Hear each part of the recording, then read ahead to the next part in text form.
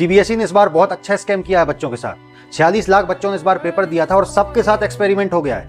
आप ये फोटो देखो, इसमें कुछ समझ में आ रहा है? आप ये इतनी ब्लर है कि कोई इसको पढ़ भी नहीं सकता है। ये बच्चों की वो आंसर शीट है जिसको सीबीएसई ने 100 रुपए पर कॉपी लेकर ये बच्चों को शो करी गई है। लेकिन इसमें कुछ समझ में आया जब तो इससे साफ जाहिर होता है कि आप खुद ट्रांसपेरेंटली बच्चों को उनकी आंसर शीट नहीं दिखाना चाहते। आपकी वेबसाइट चल नहीं रही है, उसके बाद जैसे तैसे करके बच्चा 100 रुपए देकर अपनी शीट देखने की कोशिश करता है तो उसको ये शीट मिल रही है, इतनी ब्लर। इसमें से मार्क्स दिख रहे हैं, ये तो दिख ही नहीं रहा कि लिखा क्या है। हुआ यह है कि इस बार इन्होंने OSM नाम का एक तमाशा चालू किया था। OSM यानी कि ऑन स्क्रीन मार्किंग। इसका मतलब है कि पहले जो सीबीएसई की कॉपी की चेकिंग होती थी वो टीचर्स अपने हाथ से करते थे नॉर्मली, लेकिन इनने इस बार सो कॉल्ड डिजिटल बनने के चक्कर में OSM चालू किया, यानी कि बच्चों की कॉपी इस बार कंप्यूटर पर चेक की गई। अब आधे से ज्यादा जो टीचर थे इनके जो चेक कर रहे थे उनको OSM समझ में ही नहीं आया, कम ज्यादा नंबर बच्चों को दे डाले। अब इस चक्कर में जिस बच्चे की 90% बननी थी, 90, 70 या 75 पर रह गया ये OSM के चक्कर में, तो उसकी तो साल भर की मेहनत गई।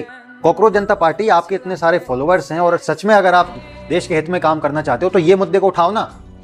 लेकिन आपको बीजेपी के फॉलोअर्स कम करवाने से फुर्सत मिले जब तो आपका असली एजेंडा तो वही है।